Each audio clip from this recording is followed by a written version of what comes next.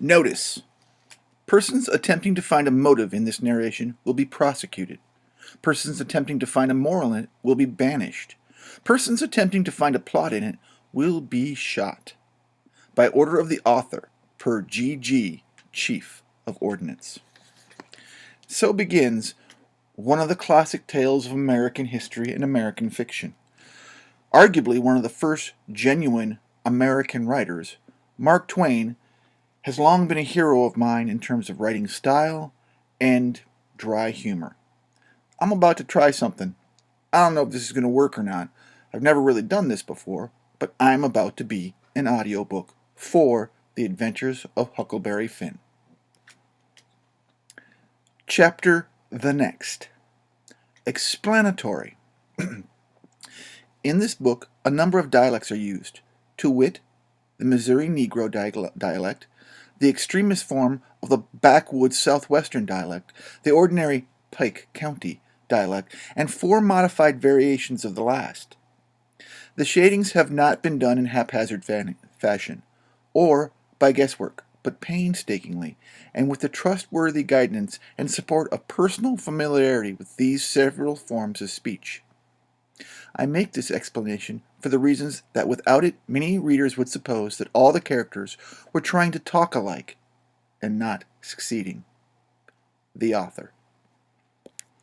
Which brings me to a note. The Adventures of Huckleberry Finn have been banned and unbanned in American schoolhouses and libraries almost since the original writing.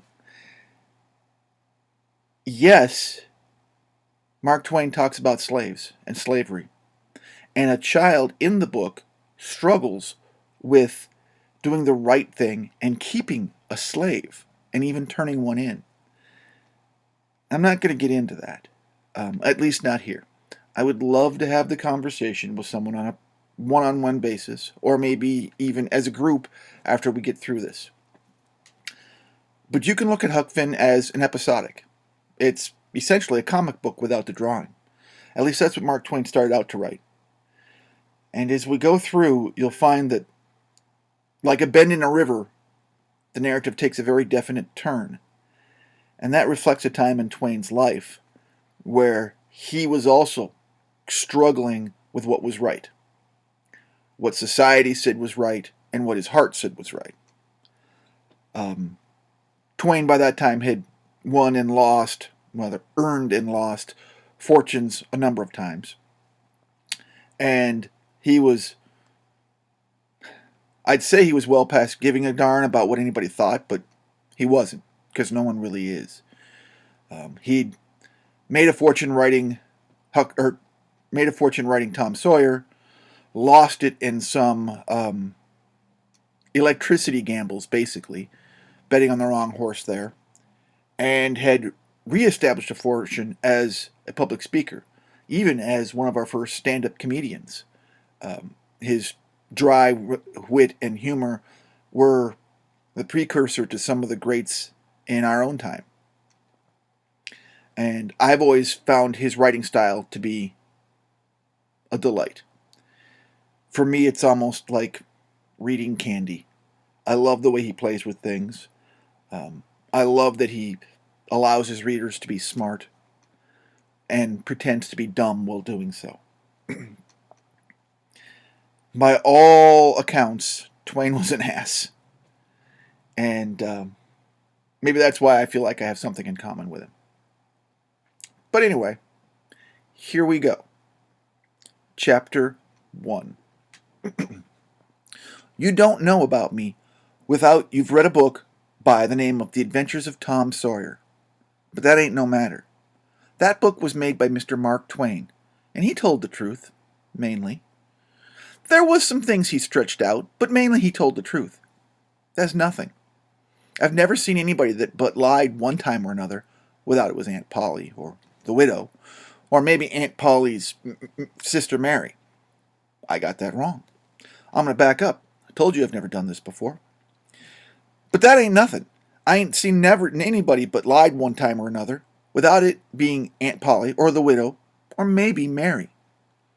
Aunt Polly, Tom's Aunt Polly, that is, and Mary, And the Widow Douglas is all told about in that book, which is a mostly true book, with some stretchers, as I said before. Now, the way that book winds up is this. Tom and me found the money that the robbers hid in the cave, and it made us rich. We got $6,000 apiece, all gold. It was an awful sight of money when it was piled up. Well, Judge Thatcher, he took it and put it out at interest, and it fetched us $1 a day apiece, all the year round. More than a body could tell what to do with. The Widow Douglas, she took me for her son, and she allowed she would civilize me. But it was rough living in the house all the time, considering how dismal, regular, and decent the widow was in all her ways. So when I couldn't stand it no longer, I lit out. I got into my old rags and my sugar hogshead again, and I was free and satisfied. But Tom Sawyer, he hunted me up and said he was going to start a band of robbers. And I might join if I would go back to the widow and be respectable. So I went back. The widow, she cried over me and called me a poor lost lamb, and she called me a lot of other names too, but she never meant no harm by it. She put me in them new clothes again, and I couldn't do nothing but sweat and feel all cramped up. Well, then the old thing commenced again. The widow rung a bell for supper, and you had to come to time. And when you got to the table, you couldn't go right to eating, but you had to wait for the widow to tuck down her head and grumble a little over the victuals, though there weren't really anything wrong with them. That is, nothing wrong with what was cooked by itself. In a barrel of odds and ends, it's different. Things get mixed up, and the juice kind of swaps around, and things go better. But when you cook it by itself, After supper, she got out her book and learned me about Moses and the bulrushers, and I was in a sweat to find all about him. But by and by she let out that Moses had been dead a considerable long time. So then I didn't care no more about him, because I don't take no stock in dead people. Pretty soon I wanted to smoke and asked the widow to let me, but she wouldn't. She said it was a mean practice, and it wasn't clean, and I must try not to do it any more. That is just the way with some people. They get down on a thing when they don't know nothing about it. Here she was bothering about Moses, which was no kin to her, and no use to anybody, being gone, you see, yet finding powerful fault with me for doing a thing that had some good in it. And she took snuff, too. Of course, that was all right, because she'd done it herself. Her sister, Miss Watson, a tolerable slim old maid, with goggles on, had come to live with her, and took a set at me now with a spelling book. She worked me middlin' hard for about an hour, and then the widow made her ease up. I couldn't stand it much longer.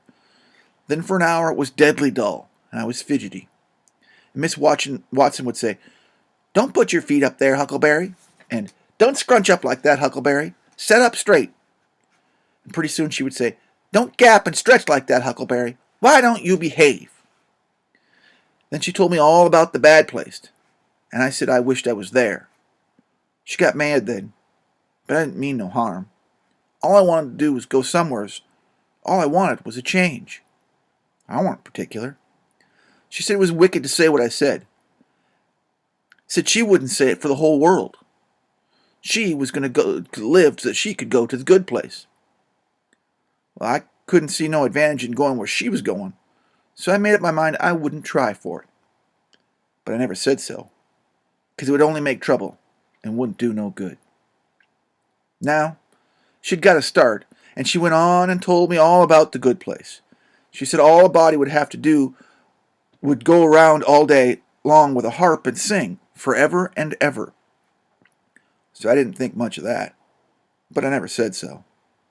I asked her if she reckoned Tom Sawyer would go there, and she said not by a considerable sight.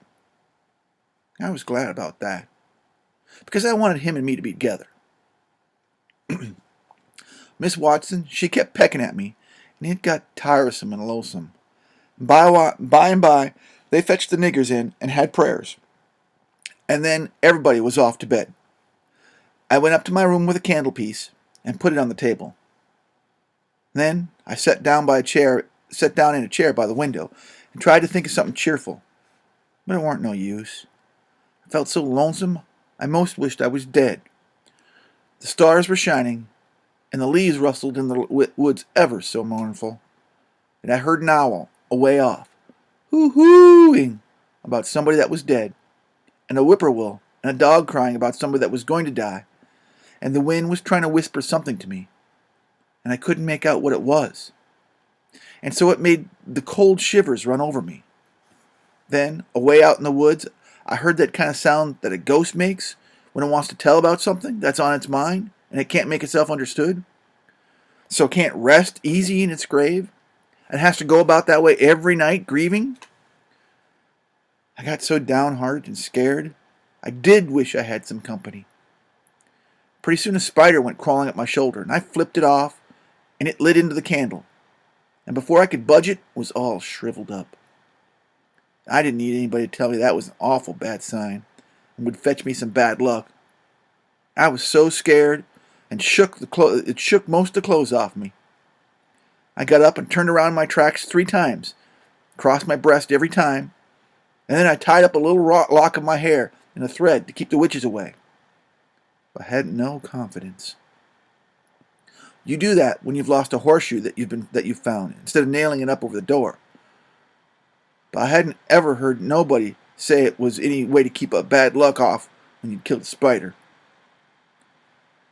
I sat down again, a shaking all over, and got out my pipe for a smoke, for the house was all still as death now, and so the wood wouldn't know. Well, after a long time, I heard the clock go off away down in town. Boom, boom, boom. 12 licks, and all still again. Stiller than ever. Pretty soon, I heard a twig snap down in the dark amongst the trees. Something was a-stirring. I sat still and listened. Directly, I could hear just a barely meow, meow down there. That was good.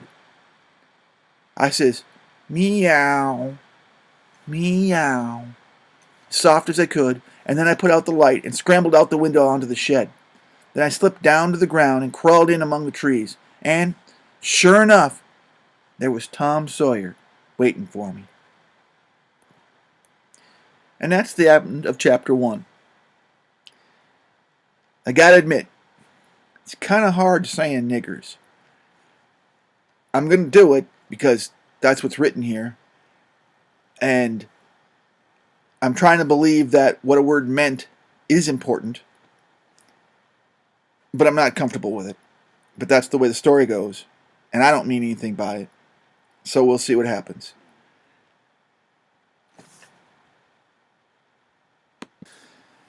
I'll leave it up to y'all whether you want to keep reading along with me or not. As I said at the beginning, Mark Twain had his own struggle with morality about slavery and racism. And I believe at the end of it, he came to do or believe what was right. That's my interpretation of the adventures of Huckleberry Finn.